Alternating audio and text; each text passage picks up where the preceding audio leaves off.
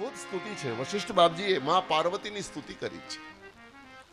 જય સર્વ સુરારાધ્યે જય અનંત ગુણાલયે નમો નમસ્તે દેવેશી શરણાગત વત્સલે જય દુર્ગે દુઃખહંત્રી દૈત્ય દુષ્ટ નિષૂદની ભક્તિ ગમ્યે મહામાયે નમસ્તે જગદંબિકે સંસાર સાગરે તાર યોતિભૂત પદાંબુજે. હે જગદંબા, હે પાર્વતી, તારે શરણે આવનારો કોઈ દિવસ દુઃખી થતો નથી. આ સુખ આપનારું એ શરણું એક તારું માં દુર્ગા દયાળી. સુખ આપનારું શરણ એક તારું દુર્ગા દયાળી. સુખ આપનારું શરણ એક તારું માં દુર્ગા દયાળી.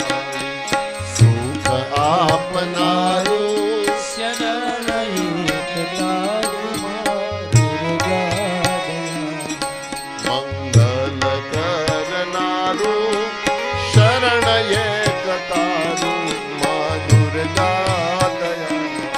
મંગલ કરનારું શરણ એક તારું દુર્ગા હે ભગવતી, હે જગદંબા, સુખનું સરનામું તારા ચરણમાં જ છે. તારા શરણે આવે એનું સદા મંગળ કરનારી તું જ છો.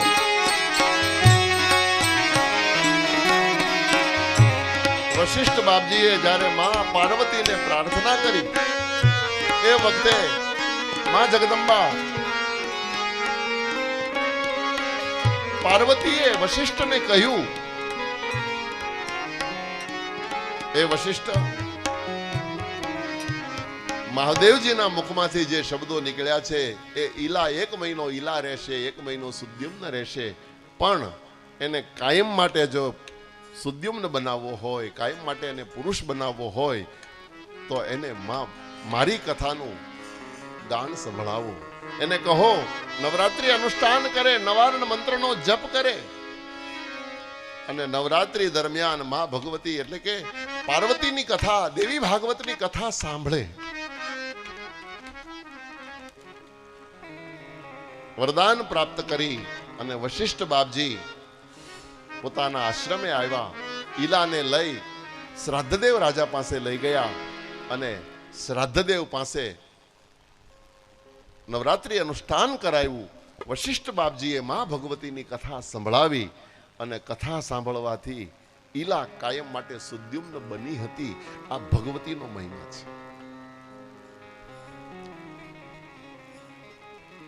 એ સુદ્યુમ્ન રાજા બન્યો, પ્રજાનું સારી રીતે રક્ષણ કરી અનેક યજ્ઞો પૃથ્વીના ઉપર કર્યા, અનેક વિધિ દાન દક્ષિણાઓ સંસારને આપી અને મા ભગવતીની ભક્તિ કરી અને દેવી લોકમાં ગયો.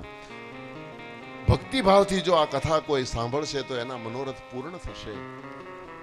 સુતપુરાણી 88,000 ઋષિઓને કહે છે, અહીંયા આગળ અગસ્ત આ કથા સાંભળીને કાર્તિકેયને કહેવા લાગ્યા કે મહારાજ, તમારા મુખેથી આવા દિવ્ય અને વિચિત્ર ચરિત્રો સાંભળીને અમને આનંદ થાય છે.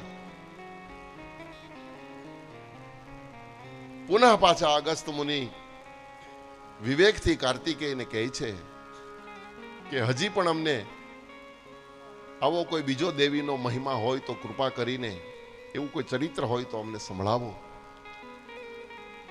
દેવસેની પતે દેવ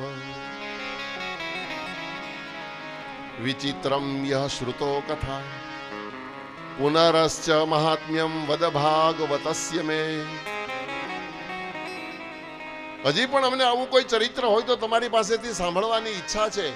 અને પરિણામે સ્કંદ એટલે કે કાર્તિકેય પુનઃ એક ચરિત્ર કહેવા માટે તૈયાર થયા છે. મિત્રા વરુણ સંભૂતા મુને શૃણુ કથામિમામ અત્રે દેશ મહિમા પ્રોક્તો ભાગવતસ્ય તુ. એ અગસ્ત, હવે એવી જ એક બીજી કથા હું તમને સંભળાવવા જઈ રહ્યો છું, જેમાં દેવી ભાગવતના એક અંગનો મહિમા છે.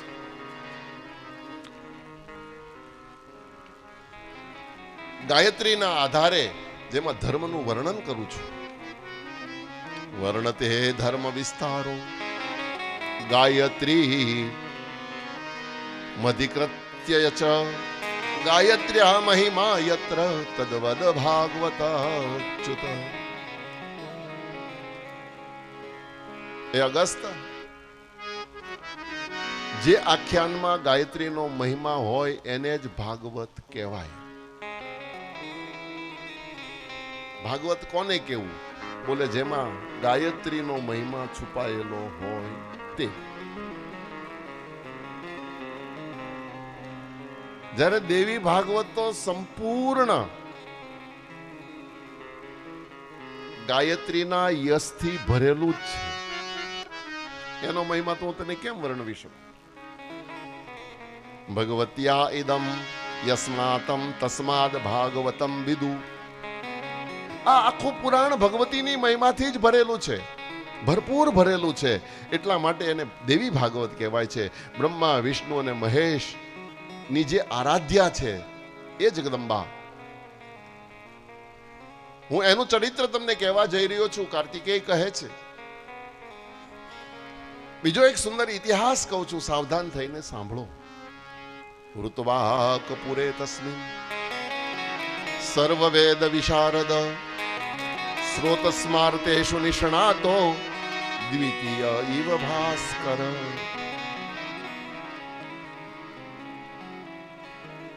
ઋતવાક નામના એક મુનિ વિખ્યાત પંડિત હતા.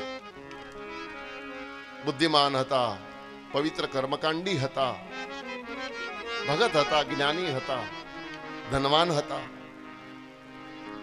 શ્રોત સ્માર્તેષુ નિષ્ણાતો. શ્રોત અને સ્માર્ત બે પ્રકારના કર્મકાંડ, બંને કર્મકાંડમાં નિપુણ હતા. દ્વિતીય ઇવ ભાસ્કર. એના કપાળમાં જાણે બીજો સૂર્ય ઉગ્યો હોય એટલું બ્રહ્મતેજ એની પાસે હતું.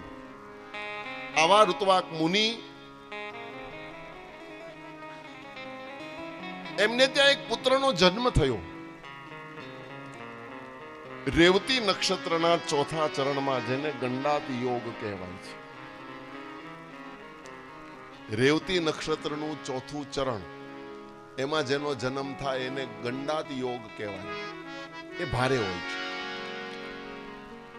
તસ્ય પુત્ર ભવત કાલે ગંડાતે પોષણ ભ્રાંતિ મે સતસ્ય જાત કર્માદિ ક્રિયા ચક્રે યથા વિધિ.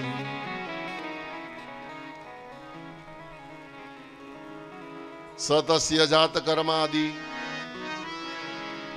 વિદ્વાન બ્રાહ્મણ હોવાથી પોતાના એ પુત્રનું જાત કર્મ સંસ્કાર આદિ કર્યા. આપણી ભારતીય સંસ્કૃતિની અસ્મિતા 16 સંસ્કારો છે, અને 16 સંસ્કારો પાળે એને જ સનાતની કહેવાય. સંસ્કાર ઉપરથી સંસ્કૃતિ શબ્દ બહાર આવ્યો છે. આપણે ભારતીય સંસ્કૃતિ કહીએ છીએ, પણ સંસ્કૃતિ એટલે શું? બોલે જેનામાં 16 સંસ્કાર હોય એને સંસ્કૃતિ કહેવાય. નિયમ અનુસાર જાતકર્મ, અન્નપ્રાશન, ચૂડાકર્મ, ઉપનયન આદિ સંસ્કારો.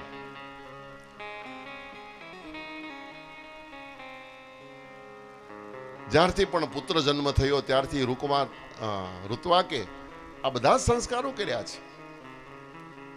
પણ ગંડાતમાં જન્મ હોવાથી, રેવતી નક્ષત્રમાં ચોથા ચરણમાં જન્મ હોવાથી ઋત્વાક રોગી થવા લાગ્યા. બાળકનો જન્મ જો ગંડાત યોગમાં થાય તો માતા પિતાના ઉપર એનો ભાર આવે. પરિણામ એ આવ્યું, ઋત્વાક રોગી થવા લાગ્યા, શોકમગ્ન થવા લાગ્યા, વ્યાકુળ થવા લાગ્યા. દિવસે દિવસે ઋત્વાક શાંત હોવા છતાં ક્રોધી થવા લાગ્યા, ઉદાર હોવા છતાં લોભી થવા લાગ્યા. બાળકની માતા પણ રોગગ્રસ્ત અને શોકગ્રસ્ત બની. જેમ જેમ દીકરો મોટો થતો ગયો એમ ઘરમાં દારિદ્ર આવ્યું.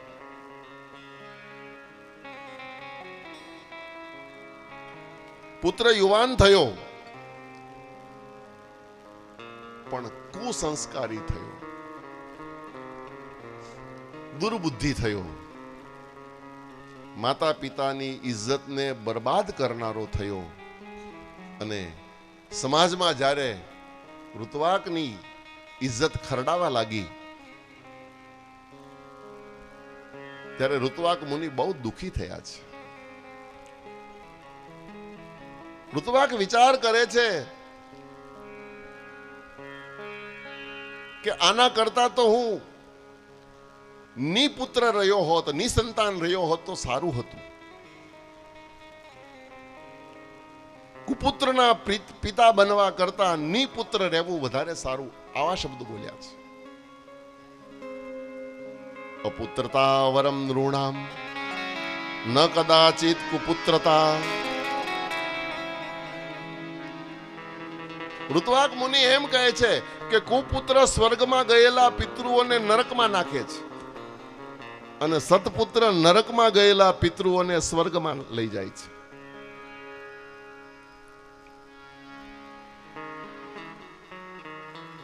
કુપુત્ર જીવે ત્યાં સુધી માતા પિતાને દુખી કરે છે, દુઃખ આપે છે.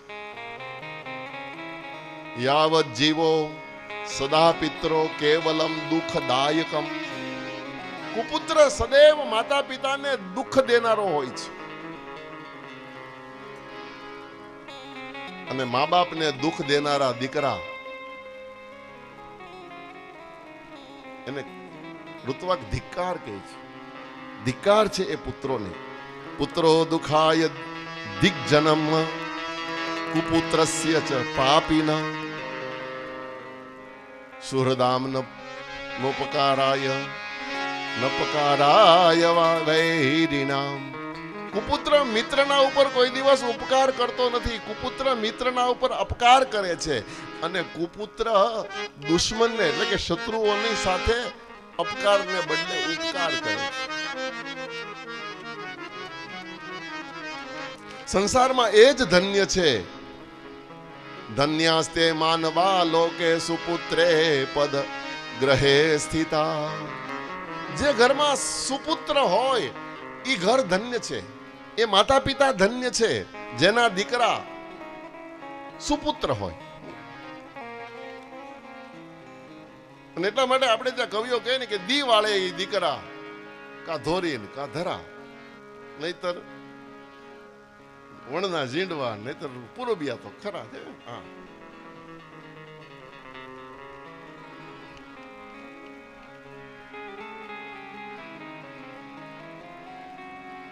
जिनके घर एक सपूत भयो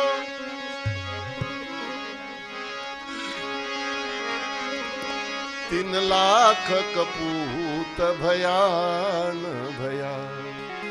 3 लाख कपूत भयान भया. जिनके घर एक सपूत भयो.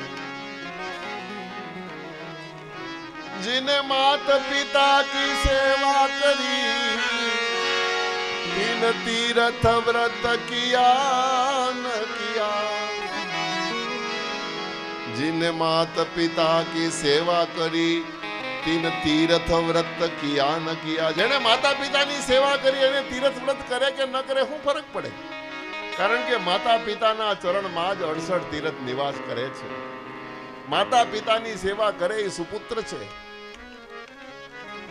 બાકી જિનકે ઘર એક સપૂત ભયો 3 લાખ કપૂત ભયા ન ભયા.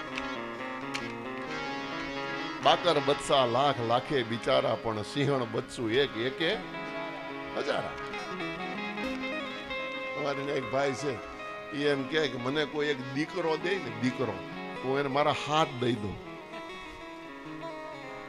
કારણ કે હાથ છે પણ પાણીમાં તાપ કરે એવા છે.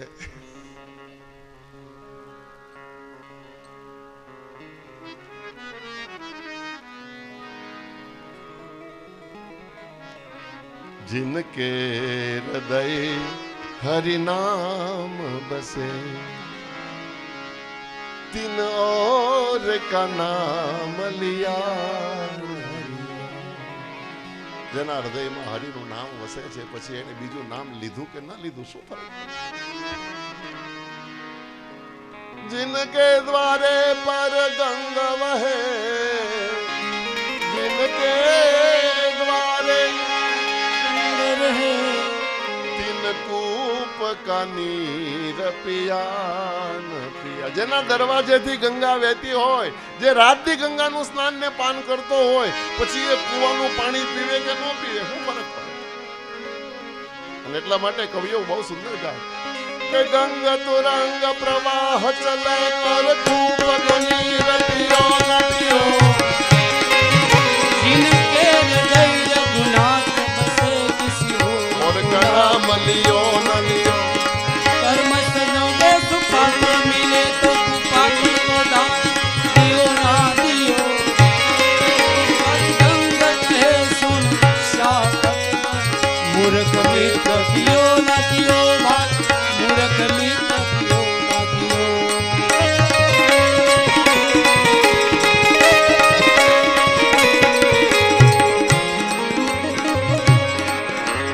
गंग तुरंग प्रवाह चले और कूप को नीर पियो न पियो, जाके हृदय रघुनाथ बसे तो और को नाम लियो न लियो। कर्म संजोग सुपात्र मिले तो कुपात्र को दान दियो ना दियो। कवि गंग कहे सुन श्याम मूर्ख मित्र कियो ना कियो भाई, मूर्ख मित्र कियो ना कियो। ऋतवाक मुनि अनेक विधि दुखी થયા છે। જે ઘરમાં માતા પિતાની આજ્ઞાને પાળવા વાળા દીકરા હોય એ કુળ ધન્ય છે, એ કુળના એ માતા પિતા ધન્ય છે, બાકી કુપુત્રથી તો કુળ નષ્ટ થાય છે, આવું બોલ્યા છે રૂપવા। યશ અને ઇજ્જત જેના ઘરમાંથી જાય એ દીકરા શું કામના?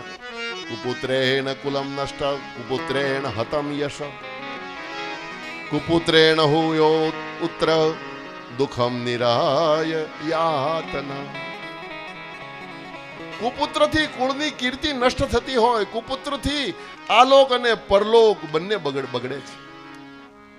જીવતા પણ એ દીકરા કોઈ દિવસ માતા પિતાને સુખ ન આપે, એ મર્યા પછી શું દે? કે જીવતા માવતરને નો આપી ટીપું છાશ, માંગી ત્યારે માવતરને આનો આપી ટીપું છાશ, પછી નાખે નેવે વાસ, એ મર્યા પછી હું માનડા। જીવતા હોય ત્યારે માવતર દીકરા પાસે સહાય માંગવા જાય તો એમ કે હોય ઘરમાં હાથ દીની પડી રહેતી હોય, બગડતી હોય, પણ માવતરને ન આપે। પણ પછી ઈ જ્યારે નડે પિતૃ ત્યારે પછી ગોર મહારાજ કહે કે હરાજ નાખો હરાજ, અને પછી ઈ નેવે નાખવા જાય, કાકા કાકા કરતો નાખે નેવે વાસ, મર્યા પછી હું માનડા। કે પાણી પાણી પોકારતા અને જેનો આત્મો જાય, પાણી પાણી કરી કરીને માવતર મરી જાય પણ તેથી એને પાણી પાવા ન જાય। કે પાણી પાણી પોકારતા જેનો આત્મો જાય, પછી પીપળે પાણી પાય, મર્યા પછી હું માનડા। પછી ભાદરવી અમાહ નદી હવારનો 4 વાગ્યાનો ઊભો થઈને હાંડો લઈને દોડે, પછી શું કામ?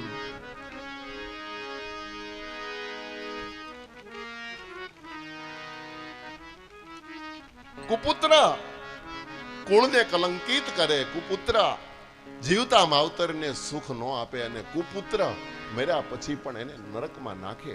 એટલા માટે અહીંયા કુપુત્રેણ કુલમ નષ્ટ કુપુત્રેણ હતમ યશ, અહીંયા આગળ બહુ સુંદર બોલ્યા છે ઋતુવાક, પોતાના હૃદયની વેદના વ્યક્ત કરે છે। કુપુત્રેણાન્વયો નષ્ટો જન્મ નષ્ટ કુભાર્યયા। ઋતુવાક તો એવું બોલ્યા કે જે કુળમાં કપુતર પાકે એ બધું જ નષ્ટ કરે, ઇજ્જતે નષ્ટ કરે, ધને નષ્ટ, કીર્તિ નષ્ટ કરે, કુળને નષ્ટ કરે, ખાનદાનીને નષ્ટ કરે।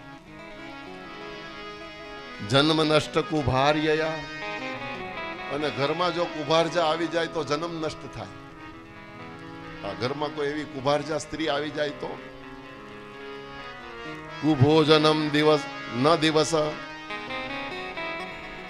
દૂષિત ભોજન ખાવાથી દિવસ બગડે, કુભારિયાથી જીવન બગડે, કુપુત્રથી કુળ દૂષિત થાય.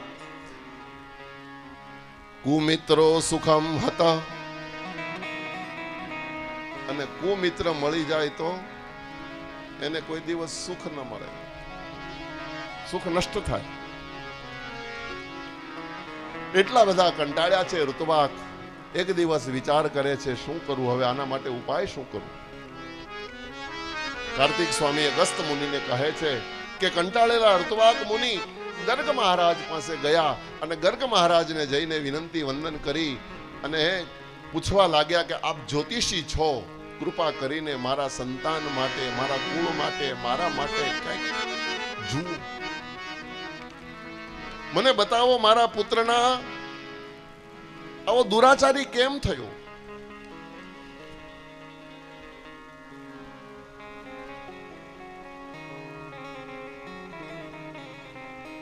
મેં તો મારા જીવનમાં ક્યાંય અનાચાર કર્યો નથી, મેં ક્યારેય જીવનમાં કોઈ ખોટું કર્યું નથી. વેદ ધ્યાન, ગુરુ સેવા, બ્રહ્મચર્ય વ્રત, વિધિપૂર્વક વિવાહ કર્યો, ગૃહસ્થ ધર્મનું પણ મેં નિષ્ઠાથી પાલન કર્યું, વિધિવત પંચ યજ્ઞ દરરોજ કરું છું, ત્રિકાળ સંધ્યા કરું છું.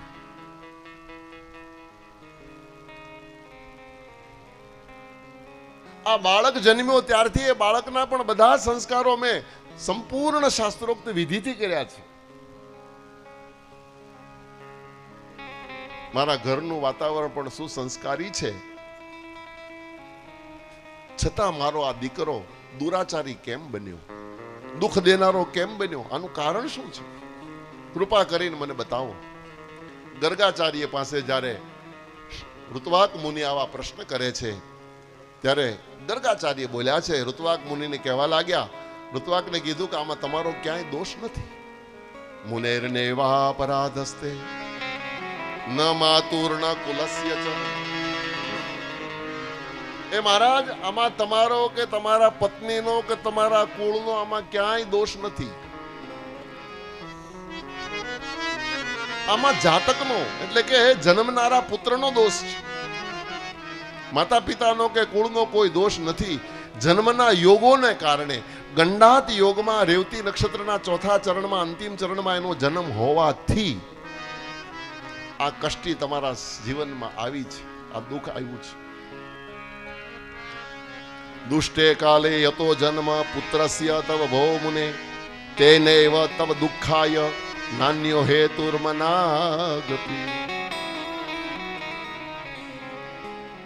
એ સમય એવો હતો જે સમયમાં તમારા પુત્રનો જન્મ થયો, એ દુષ્ટ કાળ, બીજું કોઈ કારણ નથી. દુઃખને દૂર કરવા માટે તમે માં દુર્ગાની આરાધના કરો, માં જગદંબાના શરણે જાઓ. સમારાધ્યમ યત્નેનમ દુર્ગા દુર્ગતિ નાશિની. દુર્ગતિનો નાશ કરનારી માં દુર્ગા જગદંબા છે, તમે એનો આશ્રય કરો.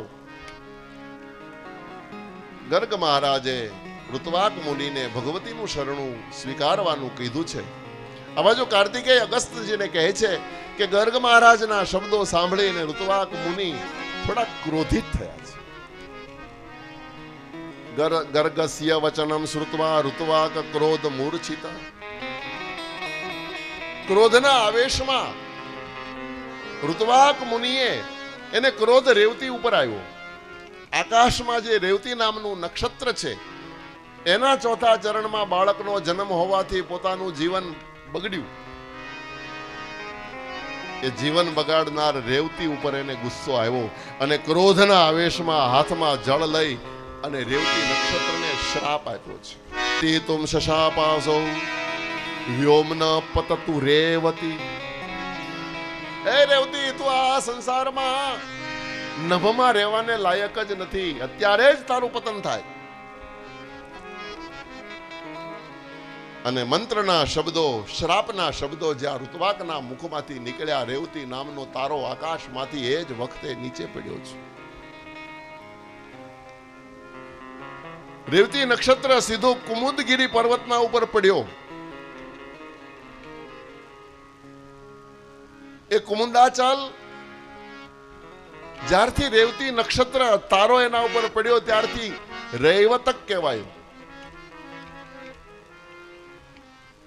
કુમુદાચલ નામ હતું, પણ ત્યાં જ્યારથી એના ઉપર રેવતી પડ્યો, નક્ષત્ર પડ્યું, ત્યારથી એ રૈવતક કહેવાયો.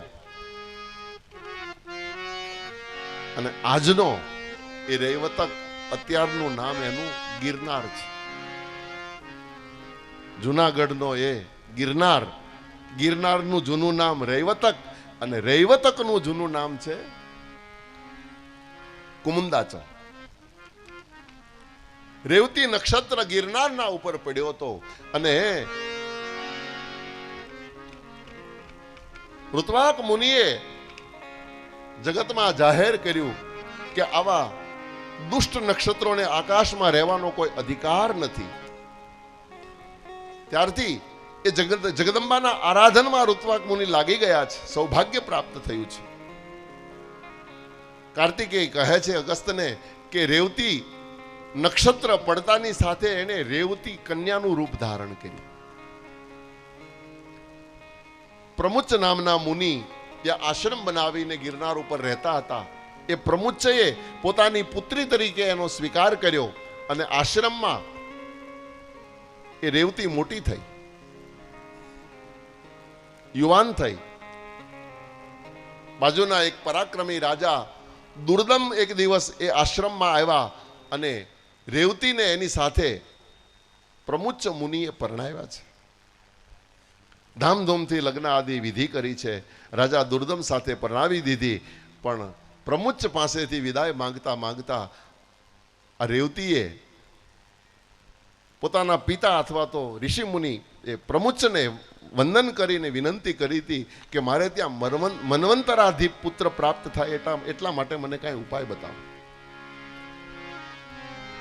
મન્વંતરાધિપ પુત્રની પ્રાપ્તિ માટેની જ્યારે માંગણી કરી ત્યારે પ્રમુચ મુનિએ રેવતીને કીધું તું કે તું માં જગદંબાનો આશ્રય કરીશ, નવરાત્રિનું વ્રત કરીશ અને 5 વખત દેવી ભાગવતની કથા સાંભળીશ તો તારે ત્યાં મન્વંતરાધિપ પુત્ર પ્રાપ્ત થશે.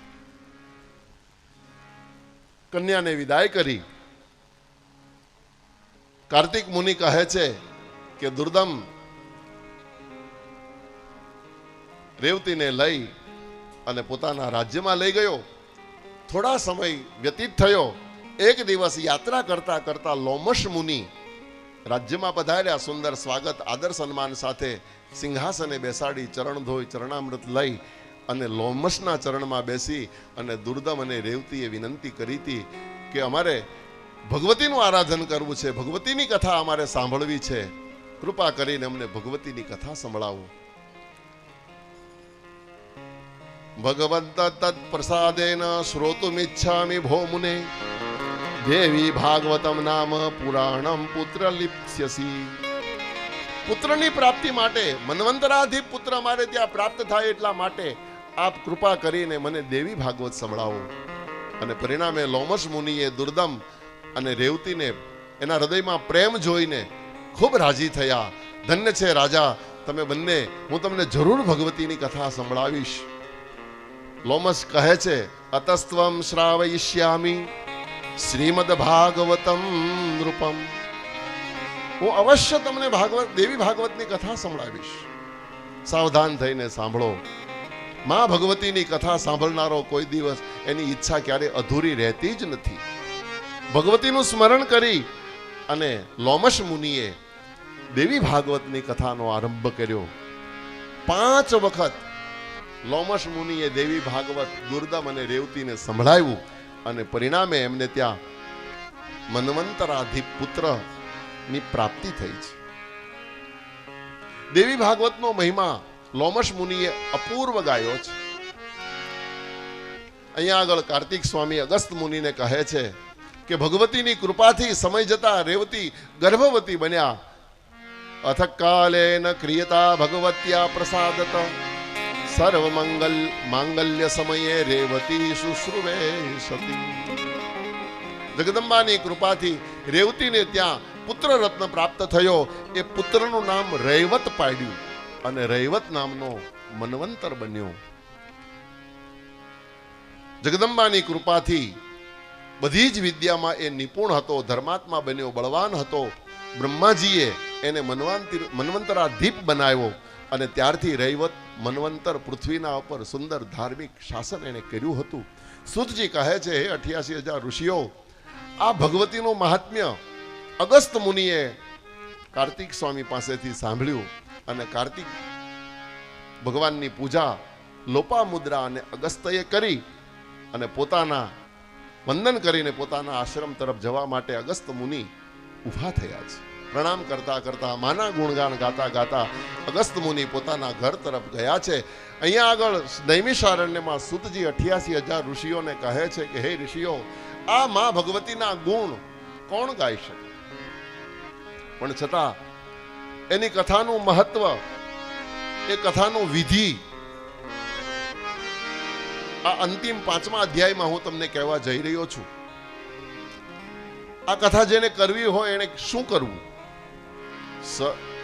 સતીર્થ શુભ વારે ચ પુરાણ શ્રવણ શુભમ અથવા પ્રીતયે દેવ્યા નવરાત્ર ચતુશ્ચયે. શુભ તિથિ અને સારા વારે અથવા તો 4 નવરાત્રી અતિ ઉત્તમ છે. જેને પણ દેવી ભાગવત કથા કરવી હોય એના વિધિનો આ 5મો અધ્યાય છે. પ્રેસ્યાયત્ને નવાર્તેયમ દેશે દેશે જને જને. કથાનું મુહૂર્ત લીધા પછી દેશે દેશે એટલે ગામે ગામે ને જને જને ભક્ત હૃદય જે માના ભક્તો હોય એવા માય ભક્તોને આ કથાની જાણ કરવી. વૈષ્ણવા કીર્તનોત્સુકા, વૈષ્ણવો અને કીર્તનમાં ઉત્સુક હોય એવા ભક્તોને આ કથાની જાણ કરવી. વિશાલા વસુધા યત્ર કર્તવ્યમ તત્ કથા સ્થલમ. કથાનું સુંદર વિશાળ જગ્યા હોય એવા સ્થળને કથા મંડપ બનાવવું. કાર્યસ્તો મંડપો રમ્યો રંભા સ્તંભો સુશોભિત. સુંદર વ્યાસપીઠ બનાવી અને કદલી ફળ એટલે કેળના વૃક્ષો બાંધવા, મંગલ તોરણ બંધાવવા. વાગ્મે દાતાસ્ય શાસ્ત્રાજ્ઞો દેવ્યારાધન તત્પર. સૂતજી કહે છે 88,000 ઋષિઓને કે આ બધું થયા પછી કથાકાર ગોતવો અને કથાકાર દેવી ભાગવતનો કેવો હોવો જોઈએ એ પણ અહીંયા લખ્યું છે. દેવી ભાગવતનો વક્તા કેવો હોવો જોઈએ?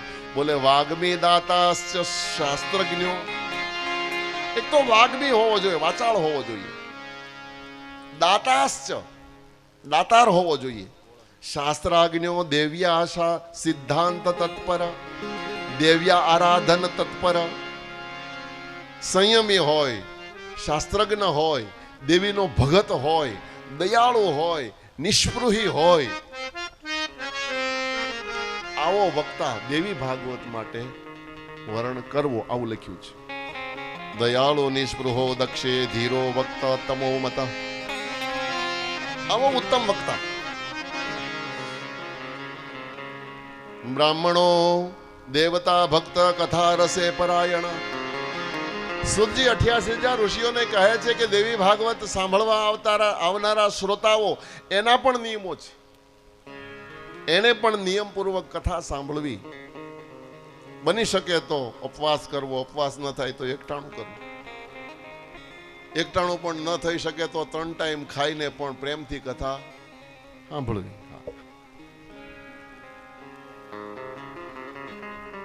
બ્રહ્મચર્યનું પાલન કરવું, બની શકે તો ભૂમિ શયન કરવું, બની શકે તો સરોવરમાં, નદી કિનારે, નદીમાં વહેતા જળમાં સ્નાન કરવું. સંપૂર્ણ શુદ્ધ થઈને, સંપૂર્ણ શ્રદ્ધાયુક્ત બનીને, સંપૂર્ણ ભાવથી મા ભગવતીની કથાનું આયોજન કરવું અને કથાનું શ્રવણ કરવું.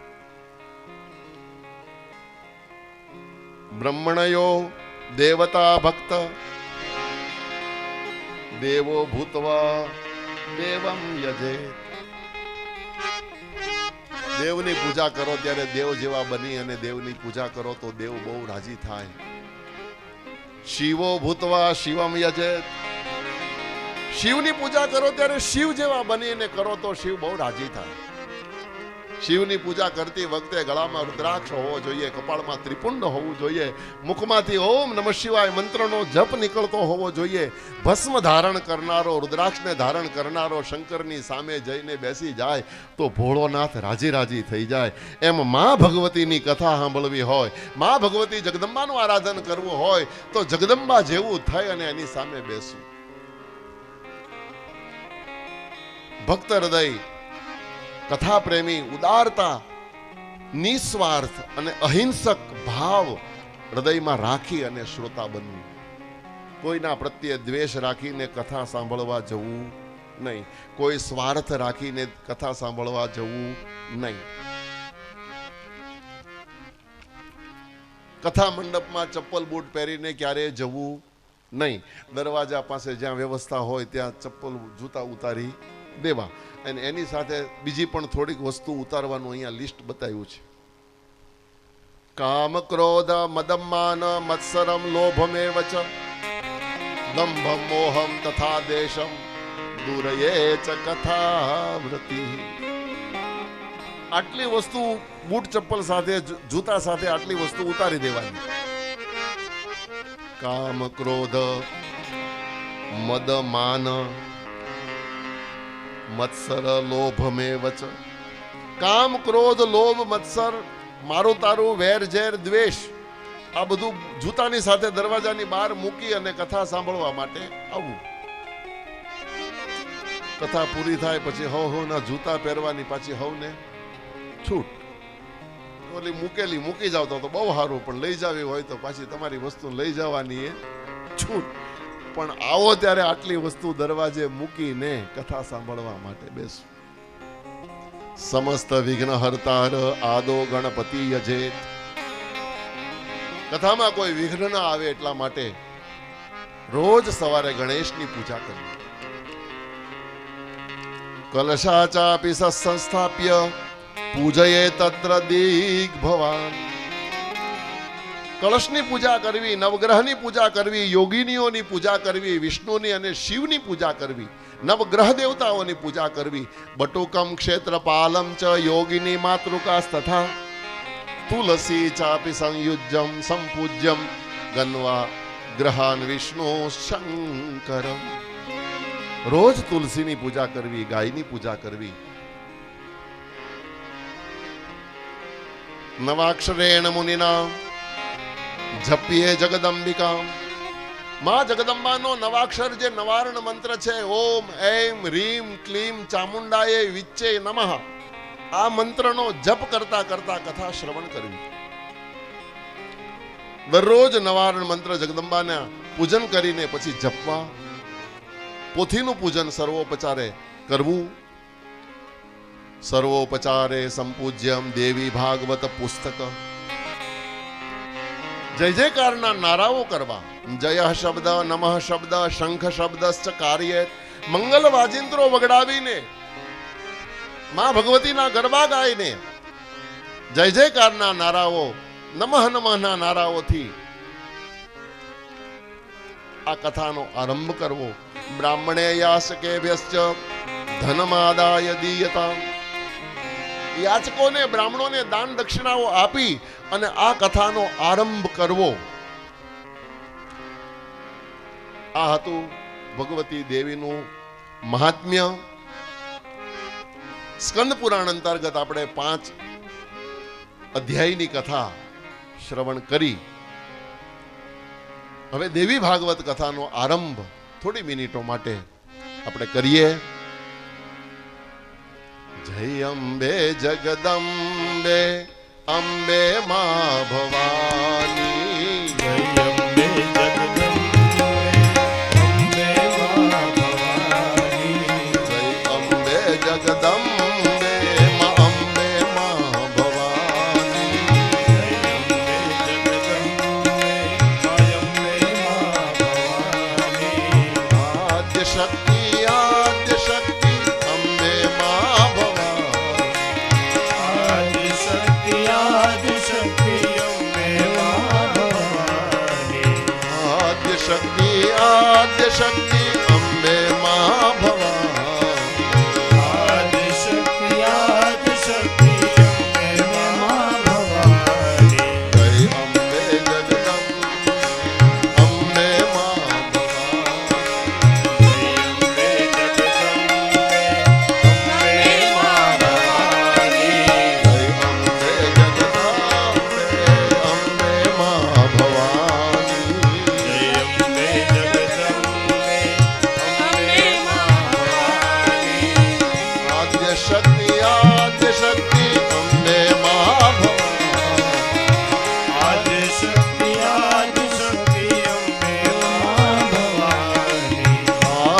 શક્તિ આદ્ય શક્તિ અંબે મા ભવાની આદ્ય શક્તિ આદ્ય શક્તિ અંબે મા ભવાની. જય અંબે જગદાંબે અંબે મા ભવાની અંબે મા ભવાની. જય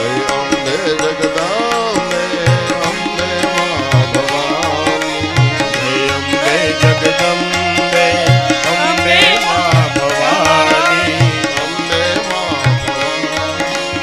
અંબે મા ભવાની અંબે મા અંબે મા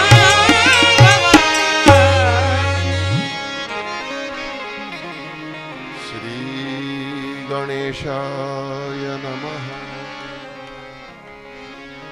શ્રી ગુરુભ્યો નમઃ. શ્રી મહાસરસ્વત્યે નમઃ. ઓમ એમ હ્રીમ ક્લીમ ચામુંડાય વિચ્ચે નમઃ.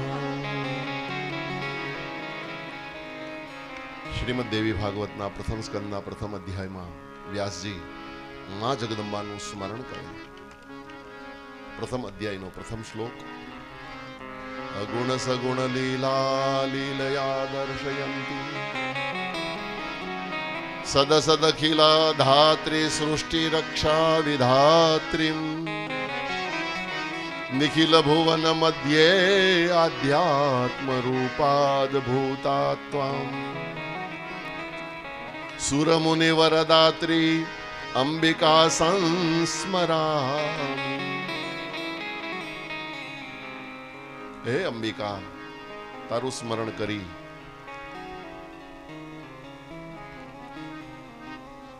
અને હું આ કથાનો આરંભ કરું છું. વ્યાસજી કહે છે અગુણ સગુણ લીલા. હે વ્યક્ત અને અવ્યક્ત લીલા કરનારી. અગુણ સગુણ એટલે ગુણવાળી અને ગુણ વગરની, બંને લીલાની કરનારી તું છો.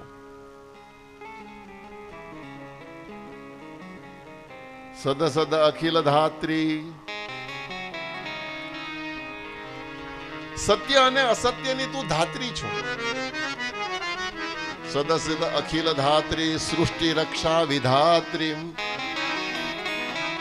જગતને જન્માવનારી. ધાત્રી એટલે જન્મ આપનારી, જગતને પાલન કરનારી એને ધાત્રી કહેવાય. પણ પાછી વિધાત્રી, વિધાત્રી પણ તું જ છો. સૃષ્ટિની રક્ષાને કરનારી તું છો. અખિલ ભુવનમાં અદ્ભુત અધ્યાત્મ રૂપે વસનારી પણ તું જ છો. હે અંબિકા, હું તારું સ્મરણ કરી અને તારા ગુણગાન ગાવા માટે જઈ રહ્યો છું. સર્વપ્રથમ વ્યાસજી ગાયત્રીથી આ ગ્રંથનો આરંભ કરે છે.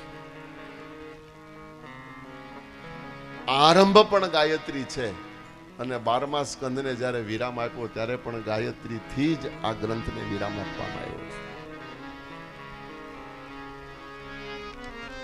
જેમ શ્રીમદ ભાગવત સત્યમ પરમ ધીમહીથી શરૂ થયો છે, શ્રીમદ ભાગવત, અને સત્યમ પરમ ધીમહી લખીને વ્યાસજીએ શ્રીમદ ભાગવતને વિરામ આપ્યો, એમ દેવી ભાગવત ગાયત્રી મંત્રથી શરૂ કર્યો અને ગાયત્રીથી આ ગ્રંથને વિરામ આપવામાં આવ્યો છે. અને ગાયત્રી એટલે ત્રિપદા, જેના 3 પદ હોય એને ગાયત્રી કહેવાય. જેના 24 અક્ષર હોય એને ગાયત્રી કહેવાય. ત્રિપદ એટલે ત્રિભુવનેશ્વરી, ત્રિભુવનની રક્ષા કરનારી. અને ત્રિબાધાને દૂર કરનારી. એટલા માટે એ ગાયત્રી કહેવાય છે. આધિદૈવિક, આધિભૌતિક અને આધ્યાત્મિક 3 પ્રકારના સંસારના તાપ છે, દુઃખ છે. સંસ્કૃતમાં આધિદૈવિક, આધિભૌતિક બોલાય, પણ આપણે ગુજરાતીમાં કહેવું હોય તો આધિ, વ્યાધિ ને ઉપાધિ.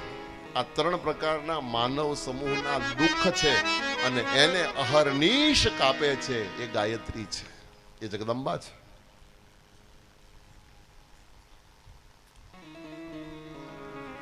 આપણે બોલીએ ખરા આધિ વ્યાધિ ઉપાધિ, પણ આધિ એટલે શું, વ્યાધિ એટલે શું? વિદ્યમાન વસ્તુ દુઃખ આપે એનું નામ આધિ. શરીરમાં કઈ રોગ થાય તો એનું નામ વ્યાધિ, અને વસ્તુ ન હોય ને દુઃખ થાય એનું નામ ઉપાધિ. અને આપણને આ ત્રણ જ હેરાન કરે છે. કાં આધિ હેરાન કરે, કાં વ્યાધિ હેરાન કરે, અને કાં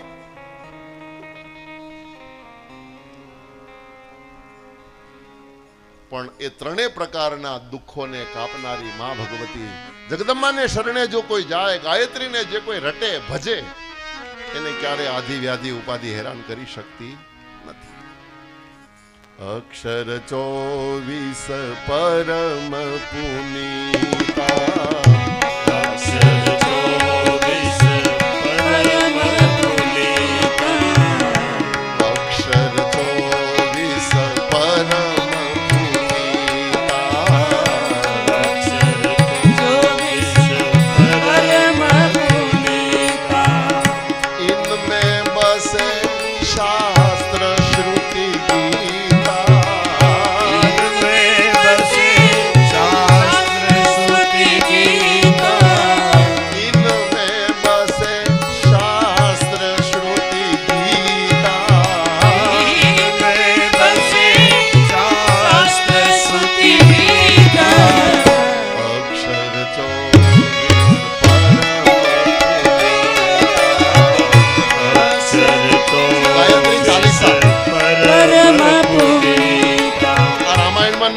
ગાયત્રી ચાલીસા નહીં સોંપાયો છે. મહામંત્ર જીતને જગમાહી, મહામંત્ર જગને જીતમાહી, મહામંત્ર જીતને જગમાહી, મહામંત્ર જીતને જગમાહી, કોવું ગાય ત્રિસમનાહી,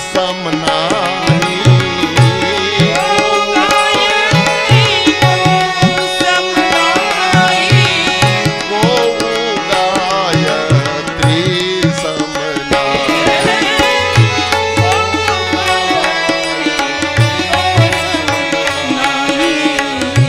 અક્ષર 24 પરમ પુનીતા, અક્ષર 24 પરમ પુનીતા, 24 અક્ષરો હોય એ મંત્રને ગાયત્રી મંત્ર કહેવાય. જેના 3 પાદ હોય.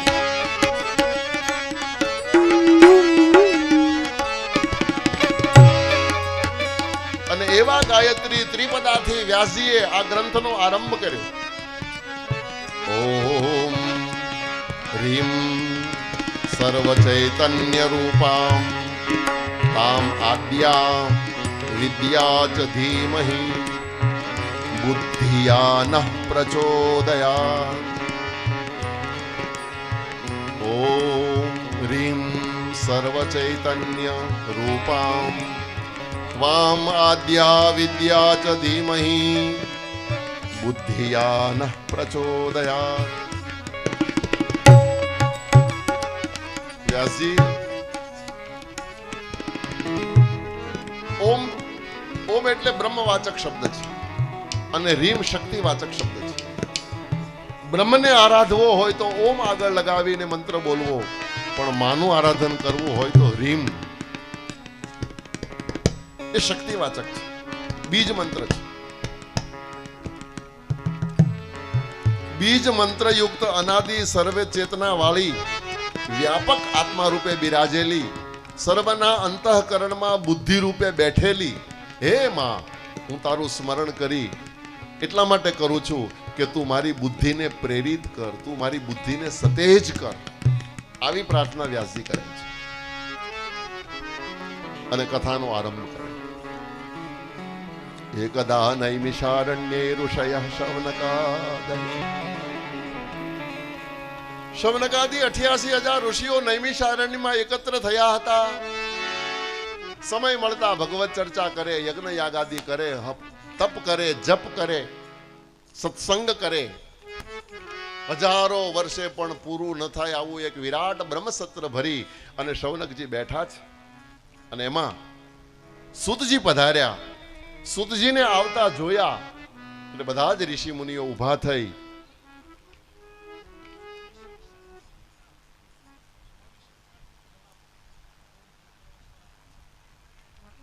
કરાવો ભલે ચોક્કસ પણ થોડુંક બંધારણ કરીને કહો. બહુ સારી વાત છે. 24 વખત ગાયત્રી મંત્રનો આપણે ધૂન કરવાની છે, પણ જરા કથા લેવાઈ ગઈ છે એટલે એનો જરા વિસ્તાર કરીને અક્ષર 24 આપણે 24 મંત્રોનું પાઠ કરીશું. શૌનકજી, શૌનક આદિ 88,000 ઋષિઓ ઊભા થઈ અને સૂતજીને વંદન કરે, પ્રણામ કરે, આદર સત્કાર કરી ઉચ્ચ સિંહાસન ઉપર બેસાડી સન્માન આપી અને વંદન કરીને શૌનક નામના ઋષિ સૂત પુરાણીને કહે છે, સૂત સૂત મહાભાગ ધન્યોસી પુરુષર્ષભ, દીર્ઘ આયુર્ભવ સર્વજ્ઞ તાપત્રય વિના વિવર્જિતા. હે સૂત પુરાણી, આપ ધન્ય છો. વ્યાસજીના આપ પટશિષ્ય છો. દીર્ઘાયુ છો. અને અમે પણ એવી કામના કહીએ કે તમને ભગવાન દીર્ઘાયુ આપે. તમને ક્યારે આધિ વ્યાધિ ઉપાધિ ક્યારે હેરાન કરતી નથી. તમારું જીવન દિવ્ય છે. કથમ યાદ્ય મહાભાગ પુરાણમ બ્રહ્મ સંહિતમ. જ્યારે જ્યારે તમે નૈમિષારણ્યમાં આવ્યા છો ત્યારે ત્યારે હજારો હજારો વર્ષ સુધી કથાઓ અમને સંભળાવી છે. કથયા સાધ્ય મહાભાગ પુરાણમ બ્રહ્મ સંહિતમ. અને પુરાણ પાછું ખાલી વાતો કરીને કથન કરીને નહીં, કથા રૂપી બ્રહ્મ અમારા કાનમાં રેડવાનો તમે વિનમ્ર પ્રયાસ કરો છો. આ શબ્દો સમજવા જેવા છે.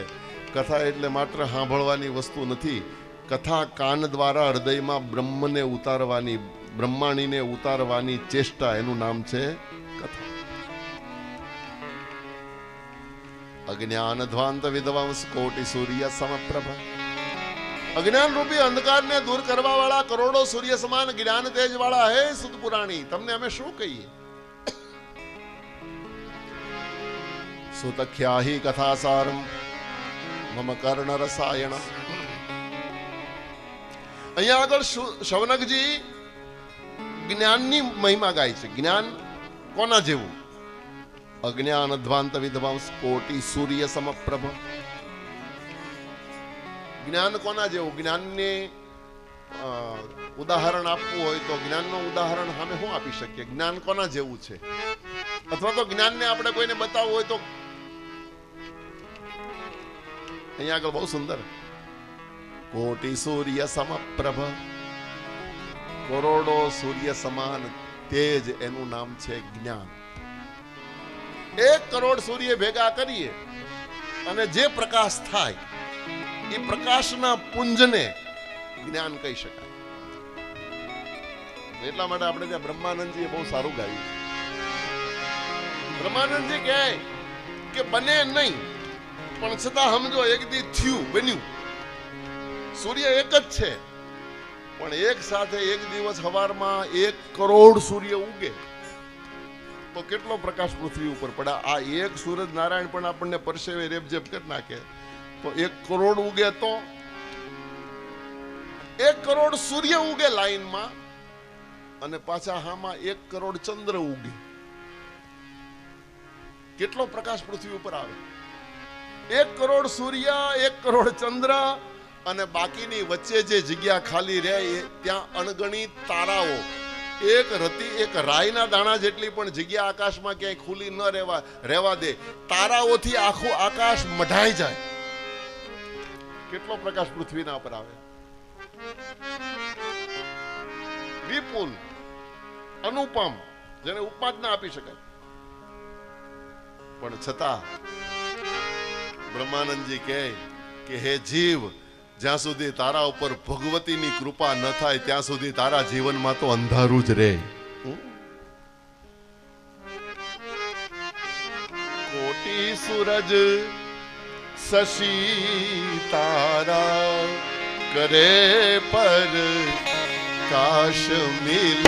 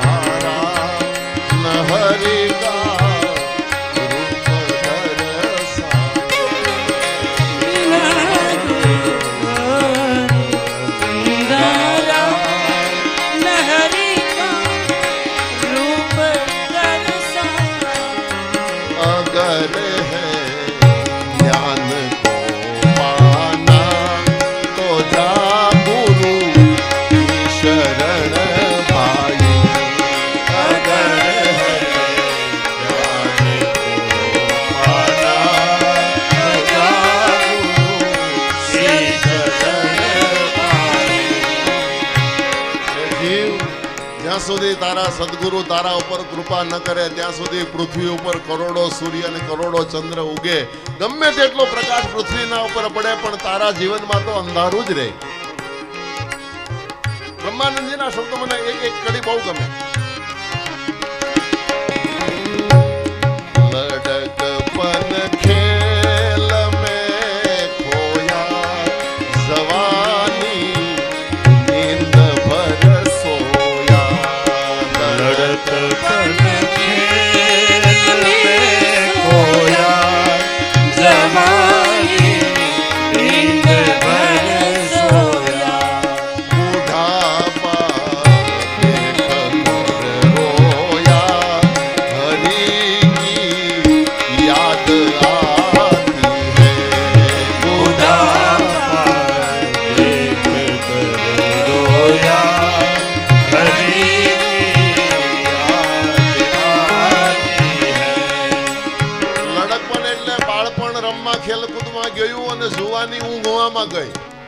અને જેની જુવાની હુવામાં જાય એનું ગઢ પણ પછી રોવામાં જાય.